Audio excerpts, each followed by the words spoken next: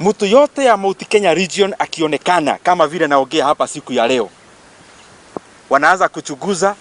Hata kama kuna karamu niliiba ya mtu nikiwa primary school, wachunguze. Hata kama nilioa last year, nilitoa ile bride price niliabiwa, wanajaribu kutafuta makosa tu. Hata wanaweza pigia simu hata kwa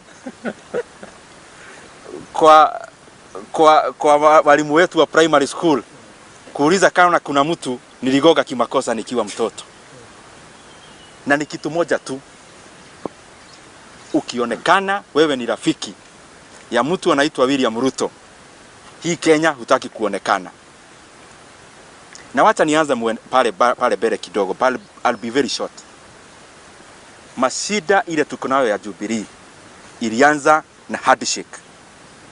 Mashida ya chama ya Jubilee, na mimi nilisema na nikawaita hapa Kiharu wakati wa salamu, nikasema Raila is the proverbial camel. Akikuja aseme ananyeshewa aigize kichwa, start preparing for another house, because Raila is lethal politically. Akiguza ile mti unaona iko green, aiguze na mikono yake ya kisiasa, hiyo mti inaanza kukauka. He has never been in a political party kwa urafiki ama kuigia ikakaa vile ilikuwa. So what am I trying to say? Hii nchi tunakaa na vitisho kila siku. Utatolewa hii kiti, utafukuzwa, utatumiwa KRA, utatumiwa DCI, hata FBI, hata Mossad, utatumiwa yote.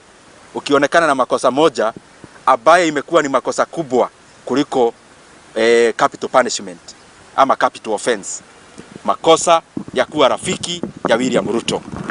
But I want to say all those people who every day they wake up ni kupanga vile watatuagamiza, kupanga vile watatuthreaten. Nataka kuambia hii Kenya hatukuandika barua kuja. Na hii Kenya, you may have all the money, you may have all the land, you may have all the companies, you may be the most rich, the richest person in Kenya, you may have ile position unataka, lakini Wakenya wako huru. And there is no way we are going back to the dark days za kuhujumiwa. Hiyo wakati iliisha. And anyone with the hangovers ya kutisha watu, anyone with the hangovers ya kila siku ati kuagamiza watu, tutanyamazisha kale. Ati kale kama mtu kanaogea sana, katatuona. My friends, we are not here by invitation of anyone. And I want to make it very clear. Mimi sitauza watu ya Kiharu kwa vitisho. Anyone anataka nicheji kisiasa, wacha akuje aongee na watu ya Kiharu, awaite baraza, waongee nao. Because where I stand and the people I support na murego niko, mimi naulizaga ruhusa kwa watu wa Kiharu. Na nikimalizia, sasa mimi naona nowadays maneno ya siasa inapagwa na akina Atoli na watu wengine pale. Siasa ya Jubilee inapangwa ni Raila. Ukitaka kuwa na cheo kubwa katika nchi ya Kenya, unaenda kwa Raila.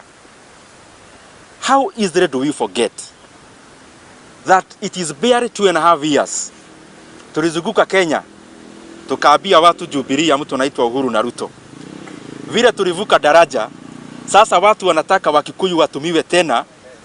Watu wakiruka pale waanza kusema sasa tumeruka, tubomoe daraja, tutupe hawa takataka walitusaidia. Watu sio wajiga hii Kenya.